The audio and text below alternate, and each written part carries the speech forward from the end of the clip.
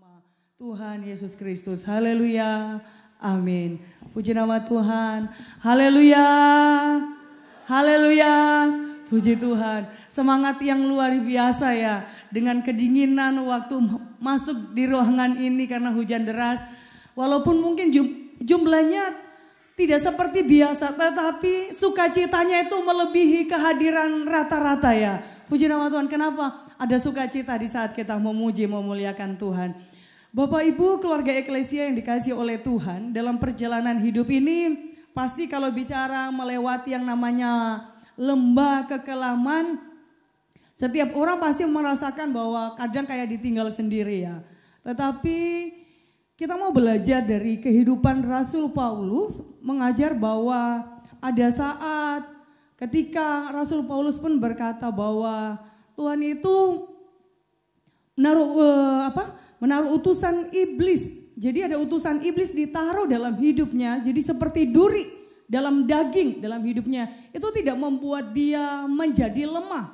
Tidak membuat dia kehilangan pengharapan. Tetapi dia berkata bahwa karena kasih karunia Tuhan. Akhirnya dia berkata justru dalam kelemahan kuasa Tuhan dia alami. Amin. Keluarga eklesia yang dikasih oleh Tuhan, mari bersama-sama kita membuka di dalam 2 Korintus pasal yang ke-12. Ini pernyataan dari Rasul Paulus dalam 2 Korintus pasal yang ke-12. Kita akan melihat di sana ayatnya yang ke-9. 2 Korintus 12 ayatnya yang ke-9.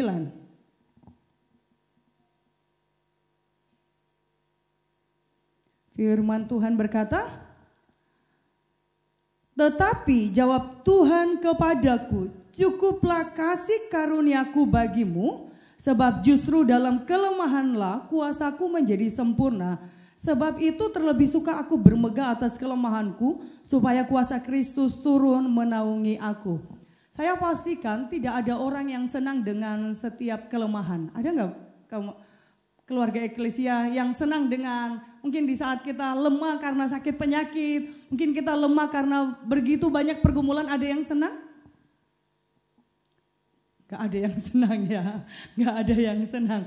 Tapi Rasul Paulus memberikan satu pernyataan setelah jawaban Tuhan dia dapat, dia berkata demikian, sebab itu terlebih suka aku bermegah atas kelemahanku. Supaya apa? Supaya kuasa Kristus turun menaungi aku.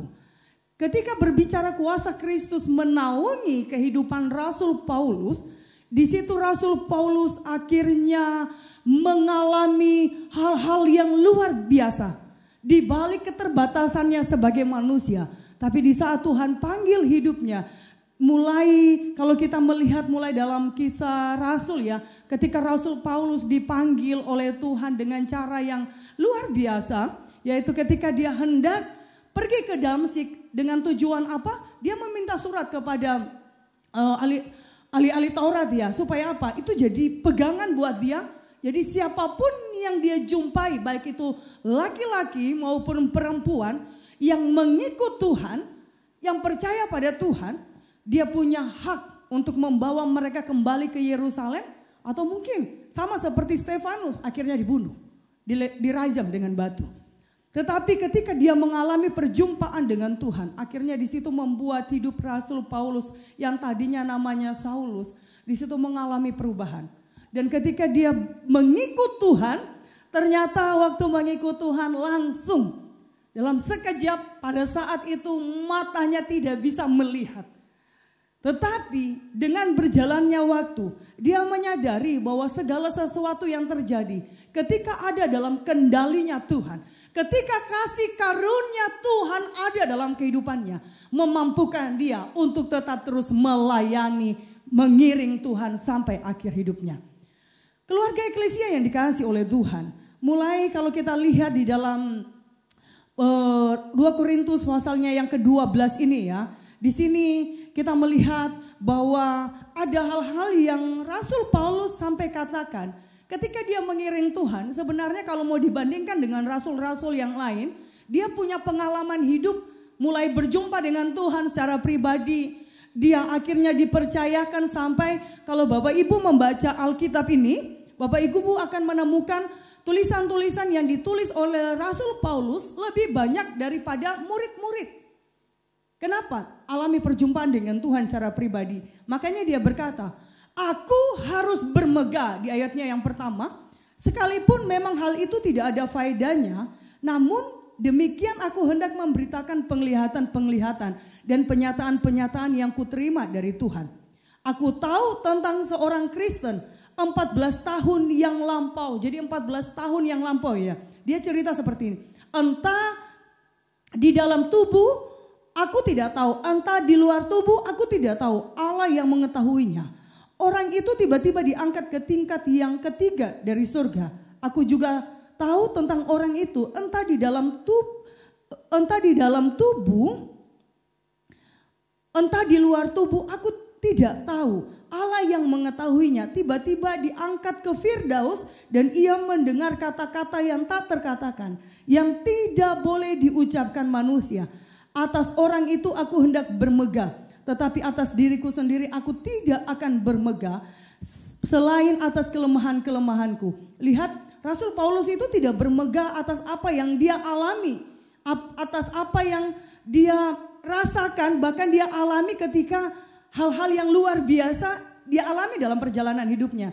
Tapi di sini di ayatnya yang ke-6 dikatakan, sebab sekiranya aku hendak bermegah juga, aku bukan orang bodoh lagi karena aku mengatakan kebenaran, tetapi aku menahan diriku supaya jangan ada orang yang menghitungkan kepadaku lebih daripada yang mereka lihat padaku atau yang mereka dengar daripadaku. Ayat 7, dan supaya aku jangan meninggikan diri karena penyataan-penyataan yang luar biasa itu, maka aku diberi suatu duri dalam dagingku, yaitu seorang utusan iblis untuk mengocok aku, supaya aku jangan meninggikan diri. Kalau kita lihat perjalanan hidup Rasul Paulus, ada hal dalam hidupnya di balik setiap apa yang dia alami. Kalau lihat di sini, ada hal sebenarnya yang mau istilahnya jadi kebanggaan yang bisa disombongkan. Tetapi kali ini Rasul Paulus mengajar dalam hidup kita. Pengalaman-pengalaman, entah itu pengalaman spiritual, pengalaman mungkin kita alami mujizat yang seperti apapun itu. Tapi sebenarnya itu bukan satu hal yang bisa kita sombongkan. Atau mungkin ada orang yang berkata begini, sudah berapa kali ya baca Alkitab? Saya udah baca Alkitab berkali-kali, mungkin lebih. Kalau ditanya udah berapa kali Mas Bintoro baca Alkitab? Katam, ya. Sebenarnya itu bukan hal yang harus kita sombongkan ya. Kenapa? Itu pengalaman pribadi kita dengan Tuhan. Makanya salah satunya umpamanya hal itu yang jadi contoh buat kita ya. Rasul Paulus berkata, kalau aku mau bermegah, tidak ada faedahnya. Tidak ada faedahnya. Kenapa? Karena semuanya itu ketika hal-hal itu Tuhan izinkan terjadi, ternyata ada hal yang Tuhan mau, yaitu Tuhan mau dalam perjalanan hidup kita itu kita tetap terus mengiring Tuhan dengan penuh kerendahan hati. Karena di saat kita melayani Tuhan dengan penuh kerendahan hati, kalau bicara tentang kerendahan hati, kita belajar dari kehidupan dari Daud juga ya, Raja Daud itu adalah pribadi yang luar biasa, kerendahan hatinya yang luar biasa. Dia tidak sombong untuk segala sesuatu. Kalau mau dibilang dia sultan, ya dia sultan. Mau dibilang raja, dia raja yang luar biasa. Tapi tidak ada yang dia sombongkan, dia punya kerendahan hati yang luar biasa. Demikian juga dengan Rasul Paulus. Ketika dia menerima penglihatan dan penyataan dari Allah, tidak membuat dirinya sombong di dalam melayani Tuhan. Tetapi itu adalah satu hal yang membawa dia untuk lebih dekat dengan Tuhan. Itu sebabnya dia berkata kalau dibandingkan dengan apa yang dia terima, kalau ada yang mau disombongkan, dia berkata kalau saya mau sombong saya lebih senang berada dia berkata di ayatnya yang kelima tadi ya, kalau aku mau bermegah, dia mau bermegah atas kelemahan-kelemahannya. Kenapa? Karena ada banyak hal yang dia rasakan di balik setiap kelemahan-kelemahan yang Tuhan izinkan terjadi. Bahkan di ayat ke-7 dia katakan, supaya aku jangan meninggikan diri. Karena pernyataan-pernyataan yang luar biasa itu, maka aku diberi suatu duri di dalam dagingku. Ada banyak tafsiran mengatakan bahwa duri dalam daging itu Ada yang berkata karena Rasul Paulus badannya pendek, bagaimana jadi ada orang mungkin yang pada saat itu membuli dia. Ada juga yang berkata bahwa Paulus itu matanya itu sakit, jadi istilahnya mungkin dia kena katarak atau gimana ya. Jadi makanya dia dibantu, dalam tulisan-tulisannya itu dibantu oleh Timotius juga. Nah bahkan ada kalau kita lihat di ayatnya yang ke-11, ada juga orang yang mungkin gini, karena keberhasilan Rasul Paulus, akhirnya Rasul Paulus itu kayak jadi bahan menjadi tantangan buat dia. Ada orang yang nggak senang gitu. Nah, tapi di sini kita lihat bahwa dalam pelayanan, dalam kita mengiring Tuhan, ada hal-hal yang Tuhan izinkan terjadi. Ternyata kalaupun kita alami mungkin pengalaman-pengalaman yang luar biasa bersama dengan Tuhan, itu bukan satu hal yang harus kita sombongkan, tetapi itu semua hanya karena kasih karunia Tuhan. Dan Rasul Paulus berkata, dia diberi duri. Kita tidak jelas di sini seperti apa duri dalam daging yang diceritakan diberitahukan dengan gamblang kepada kita ya. Tetapi ada hal-hal yang tersirat di sini. Tapi di sini yang menjadi pelajaran dalam hidup kita. Dalam kita melayani Tuhan, Tuhan tidak mau ketika kita melayani dengan kesombongan. Tetapi kita harus melayani Tuhan dengan penuh kerendahan hati. Di saat kita melayani Tuhan dengan banyak hal yang Tuhan sudah berikan dalam hidup kita, percayakan dalam hidup kita. Tuhan juga kalau mau dibilang belajar dari pelajaran hidup dari Rasul Paulus, di sini Rasul Paulus berkata, Tuhan itu mengirim seorang utusan iblis untuk mengocok Paulus supaya ia jangan meninggikan diri. Bahkan dia minta sama Tuhan ini, kalau dia minta berarti dia berdoa ya, dia ngomong sama Tuhan. Dia berkata, sudah 3 kali berseru kepada Tuhan supaya utusan iblis itu mundur daripadaku. Tetapi jawaban Tuhan apa? Cukuplah kasih karuniaku bagimu. Sebab justru dalam kelemahanlah kuasaku menjadi sempurna. Keluarga eklesia yang dikasihi oleh Tuhan, dalam kita melayani Tuhan, ada banyak hal yang Tuhan percayakan. Di dalam keluarga itu ada suami, ada istri, ada anak-anak. Kalau mereka berhasil, mungkin keluarga kita menjadi keluarga yang berhasil. Tuhan tidak mau itu menjadi satu hal yang membuat kita sombong. Itu contoh dalam kehidupan sehari-hari ya. Kalau kita mungkin di gereja kita dipercayakan, Tuhan juga tidak mau itu menjadi satu hal yang membuat kita sombong. Kenapa? Karena semua itu hanya titipan. Semua itu kalaupun kita diberikan satu kepercayaan, itu satu hal yang Tuhan sedang titipkan. Bisa enggak kita tetap terus hidup di dalam kerendahan hati? Bahkan kalau satu saat dalam kita melayani Tuhan, ternyata Tuhan istilahnya sama seperti Rasul Paulus diberi suatu duri. Entah mungkin di dalam kita melayani Tuhan ada tantangan, ada rintangan, ada mungkin orang yang membuli kita, ada mungkin sakit penyakit. Itu kayak duri dalam daging. Pernah ya Bapak Ibu pas makan ikan, terus ikannya tiba-tiba tulangnya. Pernah ya? Yang pernah alami enak enggak? Sampai gitu ya. Gitu. Mau kasih keluar itu susah. Enak enggak? Jadi kayak duri di leher gitu. Duri di leher aja enggak enak. Jadi mungkin duri dalam daging dalam hidup kita ya rintangan, mungkin orang bully kita, orang mungkin ya mencemooh kita. Tuhan mau bahwa dalam kelemahan-kelemahan itu, ketika ada duri, kita kalau bandingkan Rasul Paulus dengan Ayub pun sama ya. Ayub pun alami hal yang sama. Utusan iblis ada mengocok kehidupan Ayub bahkan sampai habis-habisan. Tetapi di balik apa yang terjadi, ternyata kuasa Tuhan dinyatakan dalam perjalanan hidup Ayub maupun Rasul Paulus. Demikian juga dalam perjalanan hidup kita. Mungkin ada banyak hal yang terjadi dalam hidup ini. Sampai mungkin kita meminta sama Tuhan di dalam setiap doa kita. Tuhan angkat semuanya ini, angkat semuanya ini. Ada hal yang kita harus ingat dalam hidup ini bahwa ketika kita melayani Tuhan, Ingatlah bahwa penyertaan Tuhan itu selalu ada, sekalipun kita ada dalam kelemahan. Sekalipun kita ada di dalam rintangan, penyertaan Tuhan selalu nyata dalam hidup kita. Penyertaan Tuhan bukan hanya waktu kita berhasil, tetapi di saat kita ada di dalam kelemahan, penyertaan Tuhan itu nyata.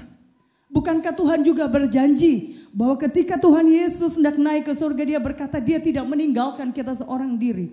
Dia mengirimkan Roh Penghibur bagi kita semua. Bahkan dia berkata, aku menyertai kamu sampai pada kesudahan zaman. Jadi ketika mungkin hal-hal terjadi dalam hidup kita, kayak membuat kita lemah, kita tidak kuat lagi untuk melayani, ingatlah bahwa Tuhan ada di balik setiap apa yang kita alami. Dia ada menyertai kita dalam setiap apapun yang kita alami. Hal selanjutnya yang kita mau lihat berdasarkan ayat ini, bahwa di ayatnya yang ke-9 mari kita lihat. Di ayatnya, kita lihat dulu di ayatnya yang ke-8. Bahkan, maaf. Ayatnya yang ke-8. Tentang hal itu aku sudah 3 kali berseru kepada Tuhan. Jadi dia terus berseru, bahkan dia catat 3 kali ya, supaya utusan iblis itu mundur daripadaku. Tetapi jawab Tuhan kepadaku, cukuplah kasih karuniaku bagimu, sebab justru dalam kelemahanlah kuasaku menjadi sempurna. Hal yang kedua yang perlu kita ketahui, bahwa di balik setiap kelemahan kita, kuasa Tuhan. Kalau tadi penyertaannya nyata, yang kedua, kuasa Tuhan itu menjadi nyata di balik setiap kelemahan kita. Jadi kuasa Tuhan yang memampukan kita akhirnya tetap terus berjalan sekalipun kita ada dalam lembah kekelaman. Kuasa Tuhan yang akan terus menaungi kehidupan kita. Sehingga apa? Dikatakan kuasaku menjadi sempurna. Makanya kalau kita melihat bahwa ada begitu banyak kata Tuhan berkata bahwa jangan takut. Jangan takut. Kalau ditulis, saya memang belum pernah hitung, Bapak Ibu, saya belum pernah hitung kalimat jangan takut itu benar-benar 365 kali. Tapi setiap hamba-hamba Tuhan berkata demikian. Di dalam Alkitab dicatat 365 kali. Jangan takut, jangan takut. Kenapa? Karena dalam hidup ini banyak hal yang kita takutkan. Ketika kita lemah, ketika kita mungkin lemah karena sakit penyakit, kita lemah karena mungkin cemooh dari orang-orang sekitar kita, bahkan yang lain-lain, bahkan di saat kita melayani Tuhan, mungkin ada banyak hal yang terjadi. Tuhan sekali lagi berkata bahwa jangan takut. Di balik setiap kelemahan, ketika kasih karunia Tuhan menaungi kehidupan kita, maka kuasa Tuhan menjadi nyata dalam perjalanan hidup kita. Makanya Rasul Paulus berkata, sebab itu terlebih suka aku bermegah atas kelemahanku. Supaya apa? Kuasa Kristus menaungi kehidupan kita. Kalau kita bermegah atas kelemahan, kuasa Kristus itu turun. Tapi kalau kita bermegah karena hal-hal yang kita miliki, kita bermegah karena kita sombong dengan segala sesuatu, kita tidak mungkin alami kuasa Tuhan. Kita tidak mungkin alami kuasa Kristus turun menaungi kita. Makanya di ayatnya yang ke-10 selanjutnya dikatakan, karena itu aku senang dan rela di dalam kelemahan. Jadi kelemahan di sini berbicara tentang baik itu masalah kesehatan kita, masalah rumah tangga, mungkin masalah pekerjaan, dalam pelayanan. Di sini pun dikatakan ya di dalam siksaan. Siapa yang senang di dalam siksaan? Tidak ada ya. Terus di dalam kesukaran, senang Bapak Ibu ada dalam kesukaran? Ini Alkitab berkata ya Rasul. Di dalam penganiayaan, senang? Dan kesesakan oleh karena Kristus. Kalau kita alami semuanya ini oleh karena Kristus, maka jangan takut. Sebab jika aku lemah, maka aku kuat. Itu yang Rasul Paulus mau ingatkan dalam hidup kita. Mungkin hari-hari ini banyak orang berkata, waduh hidupku kok soromen toh. Gitu. Di balik setiap kelemahan kita, ketika kita tetap terus punya kerendahan hati datang kepada Tuhan, kuasa Tuhan, kasih karunia Tuhan itu nyata dalam hidup kita semua. Bahkan Rasul Paulus pun berkata bahwa tidak ada yang dapat memisahkan kita dari kasih Kristus. Aniaya, penindasan maupun lain sebagainya tidak ada. Ketika kasih karunia Tuhan, kasih Kristus ada dalam hidup kita. Kita itu dimampukan, kita menjadi orang-orang yang kuat. Kenapa kita kuat? Karena Yesus ada menyertai kita di dalam kelemahan kita. Di saat kita lemah, kuasanya itu dikatakan kuasanya turun menaungi. Tadi waktu masuk di gereja, walaupun sudah dari rumah itu mungkin naik mobil ya Bapak Ibu, ada yang naik sepeda motor. Waktu turun dari turun dari mobil pakai payung, bertiga begitu waktu di payung itu menaungi. Bisa aja kita dapat cipratan-cipratan air dari bawah. Tapi ketika kuasa Tuhan menaungi kita, ada cipratan-cipratan hal-hal mungkin yang mau mengganggu kehidupan kita. Dia menaungi, berarti di dalam naungannya ada perlindungan. Yang tidak bisa membuat kita lemah, yang tidak lagi membuat kita ada dalam keputusasaan dalam mengiring Tuhan. Karena memang mengiring Tuhan, Tuhan tidak janjikan bahwa jalan kita selalu rata. Yang Dia janjikan, Dia ada menyertai kita. Di saat kita lemah, Dia ada menyertai kita. Bahkan Rasul Paulus berkata, justru dalam kelemahanlah kuasa Tuhan menjadi nyata. Dan dia berkata, sebab jika aku lemah maka aku kuat. Kenapa dia berkata demikian? Karena kasih Tuhan, karena kuasa Tuhan. Itu Rasul Paulus, Tuhan berkata cukup, kalau cukup bagi Tuhan limpah buat kita semua. Sangat melimpah. Kenapa saya katakan demikian? Bapak Ibu, kalau kita ada semua sampai hari ini semua karena kasih dan kuasa Tuhan. Hanya karena kasih dan kuasa Tuhan yang memampukan kita. Dan di balik setiap kelemahan-kelemahan kita akan akhirnya melahirkan kesaksian-kesaksian. Bagaimana kita bersaksi penyertaan Tuhan. Bagaimana kita bersaksi tentang kasih Tuhan. Dan bagaimana kita bersaksi tentang kuasanya. Itu sebabnya kaum keluarga eklesia yang dikasihi oleh Tuhan. Ada mungkin banyak orang yang tidak senang dengan kelemahan. Tetapi Rasul Paulus berkata, mengingatkan kita semua. Di dalam kelemahanlah kita akan alami kuasa Tuhan. Bukan berarti kita berdiam diri, tetapi tetap terus datang pada Tuhan. Tetap terus datang pada Tuhan. Mendekatkan diri pada Tuhan. Beberapa minggu ini Bapak Gembala terus di kalimat awal. Masih berdoa? Masih baca Alkitab? Masih. Kalau kita berdoa dan baca Alkitab, kita akan terus merasakan kehadirannya Tuhan. Penyertaannya Tuhan. Amin. Di balik kelemahan kita, Dia selalu ada buat kita semua. Sebabnya mari, kalau umpamanya orang berkata, mobil yang mana? Ada dalam kelemahan atau terus bahagia? Yo, kalau bisa satu paket begitu kenapa enggak gitu ya? Kalau bisa satu paket, mau ada dalam kelemahan gitu, ada banyak ujian-ujian datang dalam hidup kita, atau kita mau terus bermegah atau menyombongkan diri. Kalau kita lihat di sini orang menyombongkan diri, Rasul Paulus kalau dia menyombongkan diri, dia tidak akan alami kuasa Tuhan, kasih karunia Tuhan. Dia tidak akan alami kasih karunia Tuhan di dalam kelemahannya. Dia tidak akan alami kuasa Tuhan menjadi sempurna ketika dia ada dalam kelemahan. Tapi itu sebabnya dia berkata bahwa dia bermegah atas kelemahan-kelemahan. Jadi kelemahan-kelemahan di sini, di ayat 10 jelas dia katakan, karena itu aku senang dan rela di dalam kelemahan. Mungkin secara fisik, senang di dalam apa? Siksaan. Yang dia alami itu oleh karena apa? Karena Kristus, bukan karena digawe dewe gitu ya. Bukan karena dibuat-buat, tapi oleh karena Kristus.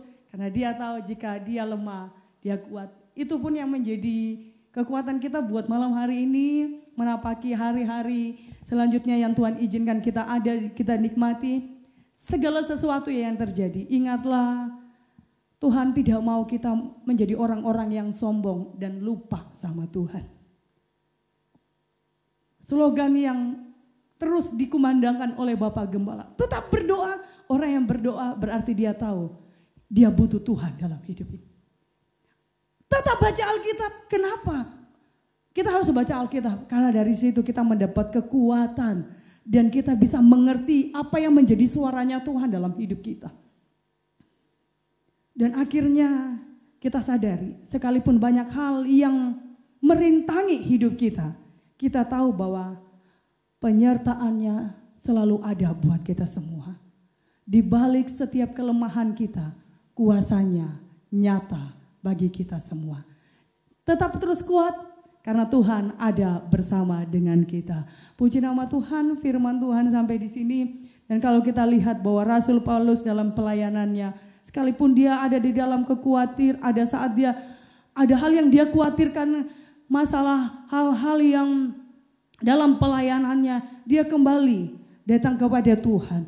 Dia selalu dekat dengan Tuhan. Dan akhirnya dalam setiap pelayanannya, dia memberi semangat kepada setiap jiwa-jiwa yang dilayani. Sampai pada akhir hidupnya, dia tetap setia kepada Tuhan. Kita nyanyikan pujian tadi sebelum firman Tuhan, bahwa Bapa kita adalah Bapa yang setia. Dia tidak pernah tinggalkan kita. Dan ketika dia naik, ketika Bapa kita yang setia tidak pernah tinggalkan kita. Bahkan sampai dia kirimkan Roh Kudus dalam hidup kita. Yang sebentar lagi kita akan memperingati kenaikan Tuhan Yesus ke surga.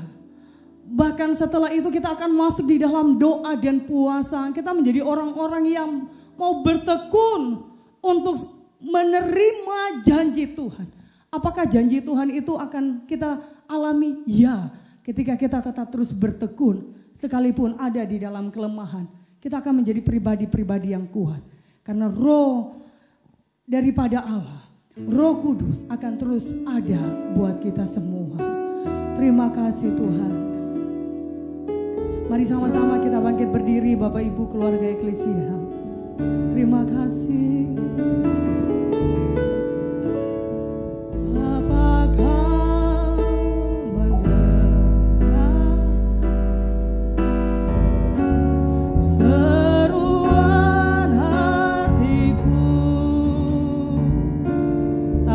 Kau lepaskan, tak pernah kau lepaskan dari kasih-Mu.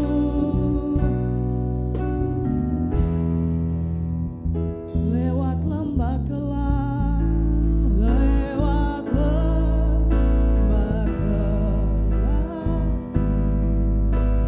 Tuhan ada menemani kita.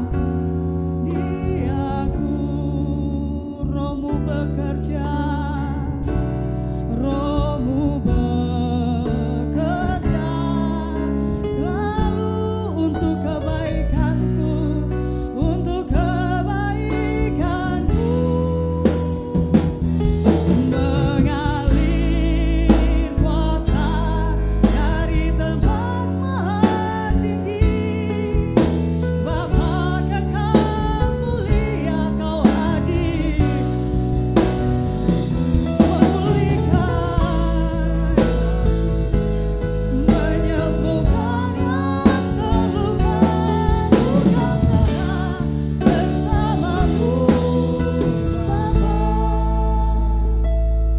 Eklesia yang dikasihi oleh Tuhan, kalau kita mau saksikan kasih kemurahan Tuhan dalam hidup ini begitu banyak. Bahkan di saat-saat terberat sekalipun dalam hidup kita, kasih-Nya tidak pernah jauh dari hidup kita. Kuasa-Nya selalu ada buat kita semua.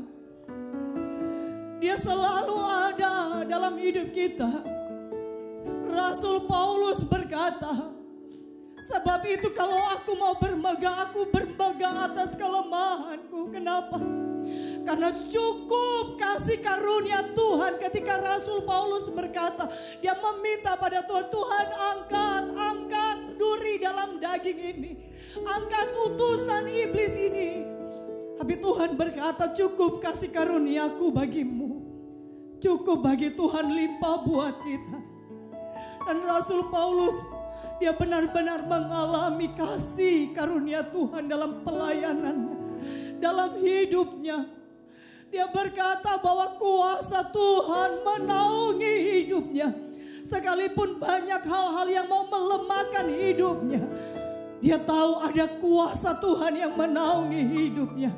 Itu sebabnya di malam hari ini teruslah jadi orang-orang yang kuat. Kalaupun Tuhan izinkan penderitaan, kita alami kelemahan, kita alami penganiayaan, siksaan, kesukaran oleh karena Kristus. Di balik kelemahan kita, kita menjadi orang-orang yang kuat karena kasih dan kuasa Tuhan. Haleluya, Yesus tidak pernah tinggalkan kita. Dia mengenal kita pribadi lepas pribadi. Haleluya Yesus. Bapa kau Dia mengenal, mendengar seruan hati kita.